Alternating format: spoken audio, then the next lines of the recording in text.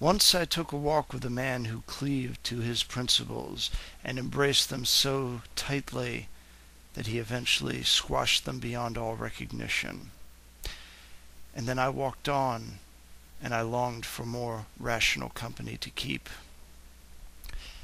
Good evening, everybody. This is Hell's Unicorn once again. I'm mostly in a state of reflection right now, a state of contemplation, a state of being in total unrest and yet not without a level of quiet. It's difficult to fully put into words, except to say that it's definitely surreal. I endeavored to basically fully understand the nature of the reaction that has been brewing over the past couple days, so to speak.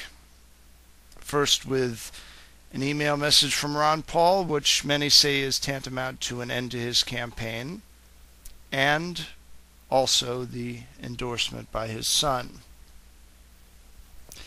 And I've found myself torn between many people who I concur with on a lot of things, but have in recent times found to be a little bit overzealous for my taste, and another group of people who don't see a necessary contradiction between practicality and principle. Indeed, what is principle but a floating abstraction if it is not bound up in some form of practical implementation? Naturally, there could be more than one way to practically enact a principle. And the issue here is not whether we act from principle. That's not what this debate is about. The debate is about how we act on principle. I argue from this standpoint that so long as sufficient principles are being observed and not being violated, we should allot a certain degree of latitude to people like Mike Lee, Ron Paul, and so on and so forth, both in the Senate and in the House of Representatives, and that we need only be concerned when a breach in principle, not a breach in tactics, a breach in principle, is something that we're dealing with.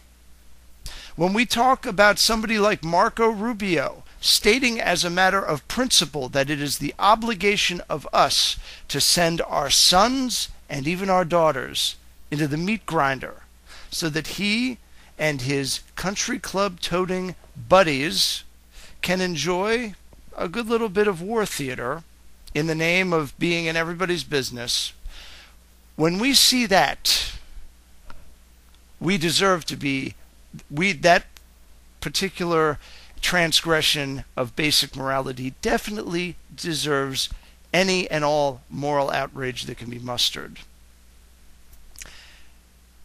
When a political figure who is pushing something that is very much our own ideology, save maybe a couple of individual isolated differences in opinion, when this particular politician who is an office holder and is voting from principle decides to take steps to ensure that he can continue to do so on our behalf, we are not dealing with a breach of principle.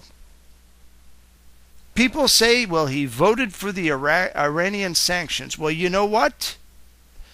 Every time that Ron Paul votes against a budget, he also inserts earmarks. And I assert to you, contrary to what the brainless prostitutes in the mainstream media say, that that is not a breach of principle. You want to know why? I'll tell you why. When you are at gunpoint and a thief has procured from you an oath at gunpoint that you will not interfere with his claim upon your goods and your liberty, I tell you that that oath is garbage by virtue of principles much higher than this pseudo contract that you have involved yourself in, and that you are at liberty to reclaim by what means proper to get back some of that wealth.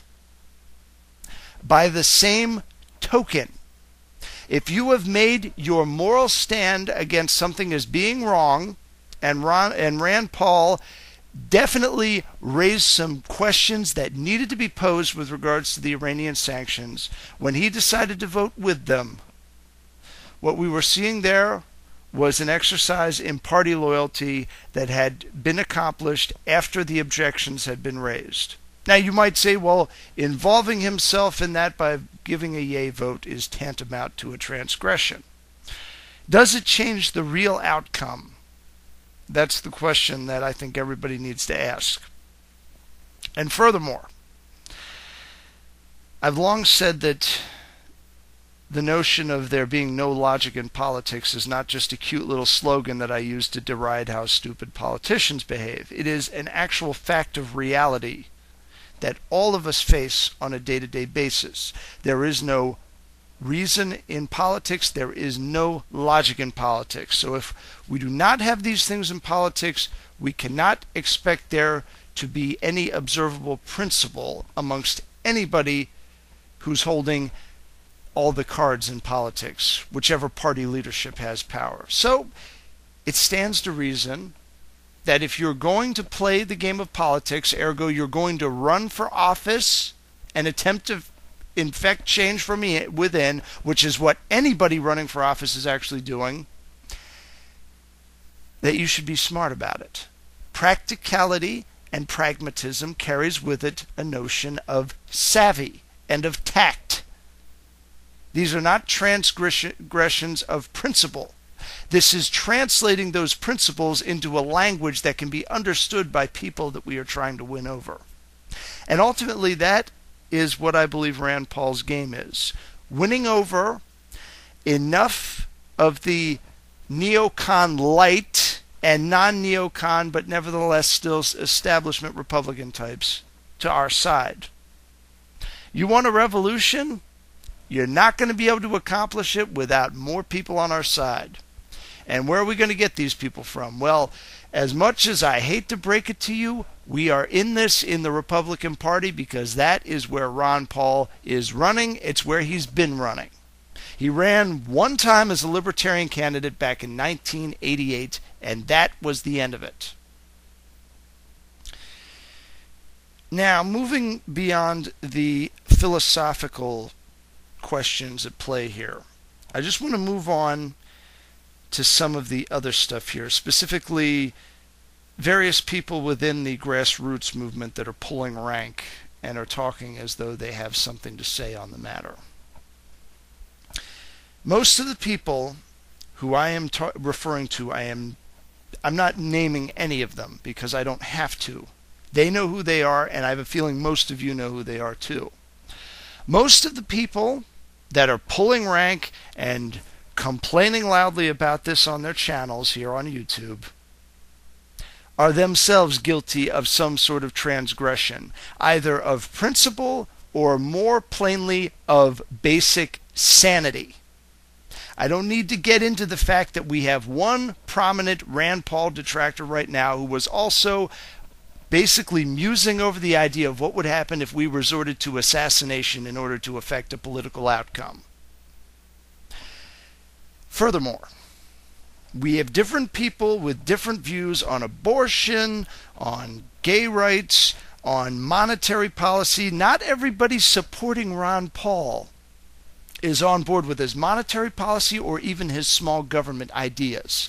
I have had more than one user shouting me down saying that Webster Tarpley was right, that Rand Paul was not to be trusted. I've got news for all of you. Webster Tarpley is an FDR-worshipping, big government socialist. Beyond his anti-war rhetoric, there is nothing that the guy has in common with us, other than the fact that Alex Jones regularly has him as a guest and features him in a lot of his documentaries. If you want my personal opinion, Alex Jones is the one that you should be talking to about the notion of abandoning principle in order to boost ratings and to get on big-name guests. And I'm not as anti-Alex Jones as a lot of people are, but you know something? I'm going to have to put my foot down here. For all of the people that are going on and on and on about how Rand Paul has transgressed against the movement, have any of you paid attention to the kinds of ideological, gymnastics that go on Alex Jones's show, how he will accommodate people that have nothing in common with the efforts of this liberty movement, people that are establishment Democrats, people that believe in tyranny in every form whatsoever, other than maybe our current foreign policy adventurism. They don't want to invade other countries, but they want to put a wall around this country to keep everybody in that doesn't want to stay here. We actually have a few people in the Senate that are moving in that direction, and Webster Tarpley is of a mind to support a lot of these people, apart from maybe the fact that they have a couple of other things that they're doing that he might not like, such as maybe the current Federal Reserve policy. But bear in mind, there is nothing in Webster Tarpley's rhetoric, and I have read several of his books, and I have watched interview after interview of the guy. There is nothing in anything that he has said to suggest that he has a problem with a central bank controlling the monetary policy. The only thing that he opposes is the idea that big-time bankers control it. He wants to transfer it back to the government, and you know something? When the Congress completely controlled all of the money supply and simply didn't approve it as being gold and silver or only legal tender, we had just as many problems. The history of this country is not limited only to the economic collapses during the time of the Fed. We had previous instances of this also. We didn't need a central bank for all of these to happen. But what we definitely did need to have happen is some kind of centralized control where interest rates were manipulated, usually for the purposes of financing some kind of foreign conflict. There's a lot of also, this is another thing that's been getting to me, there's a lot of, something, my liberty is bigger than yours and look how I handle it. It's basically genitalia measuring. And I have got zero tolerance for this. Honestly, this is something that I do not want to hear about right now. When people come to me and they tell me, well, I was in the Rand Paul movement back before it was popular. Well, you know something? Most of the people that are in the movement now were not in the movement back then. But what counts is that they're in it now and they're actually affecting change now. Yes, you were alone in the wilderness for a while. Yes, you were a necessary part of this movement. You are also not the only one in this movement, and it does not also make you infallible that you were a believer before the rest of us. This is the kind of stuff that I deal with when I debunk Christian heresies on my other channel. This notion that because somebody adopts different tactics that they're tainted as some sort of a theological teacher or a preacher, and therefore they should not be viewed as having said anything valid. Even if they say water is wet, it is invalidated by nature of who they are and what they did at one particular point in time.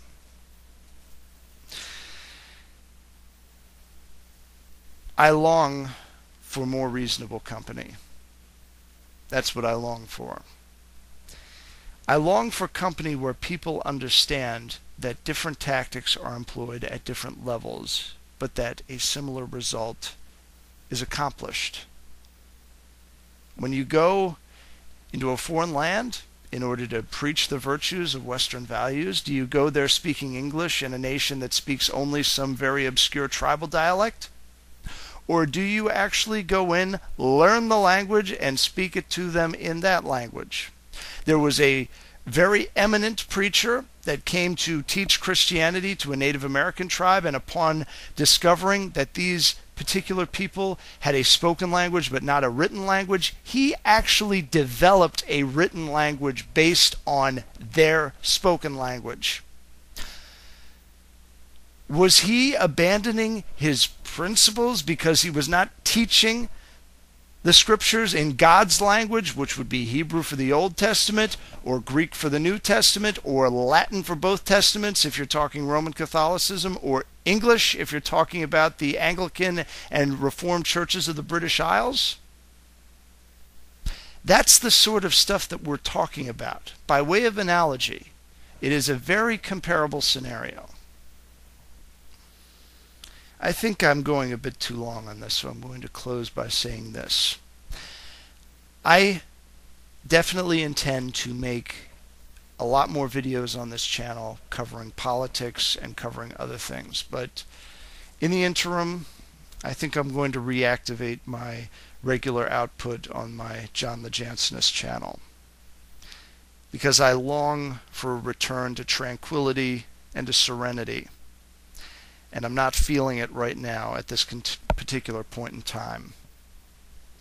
This is one of the lowest spots that I've found myself in the more than 5 years that I've been involved in this particular political movement. And I'm frustrated with the fact that people are overreacting and they're directing their rage at the wrong people. Rand Paul, Jack Hunter, Doug Weed, Jesse Benton, all of these people are not the ones causing the carnage outside the borders of this country and also inside the borders of this country. Some of them have different ideas on how to roll it back and how to eliminate it, but we're all on the same team here. And some of you really need to consider things that you have said and things that you have done before you talk about any of these people being in this simply for themselves and for their own glory. There's plenty of glory seeking going on in the grassroots right now. We're in the thick of it. We're in the trenches. We're the ones that are taking all the black eyes and all the punches to the face. But we're also making mistakes too that we need to learn from. Is it too much to ask for there to be a little bit of humility and maybe just a little bit of trust before we start throwing caution to the wind and spitting into it also? I don't know. Maybe I'm not the person to answer that question, but I will say one thing. As far as the camps that have been basically formulating through the process of this very divisive point in time we find ourselves in, I'm finding myself on the more accommodating side of things. I'm basically in this to win it, and if it takes my entire lifetime, then that's what it takes. I'm not in this for quick fixes. As Thomas Paine himself suggested, what we achieve too cheaply, we esteem too lightly. Simply winning a presidency isn't going to change all of this. And not winning the presidency is not the end of this. Figure that out. Consider it. Make it part of your thought process. You'll be better for it, ultimately. You'll find that rage that you're currently feeling dissipate, and something much more profitable appearing in its place.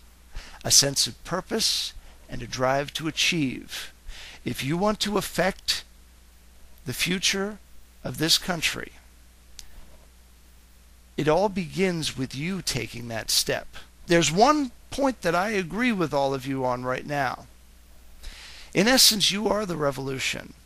So stop complaining about what Rand Paul is doing and how he's trying to affect change, and go out and affect some change yourself. Go out there and run for office. Support somebody else for office. Campaign for somebody. Spread the word. A lot more is accomplished by building bridges than burning them. Till next time, with prudence to myself and benevolence to all of you, good evening.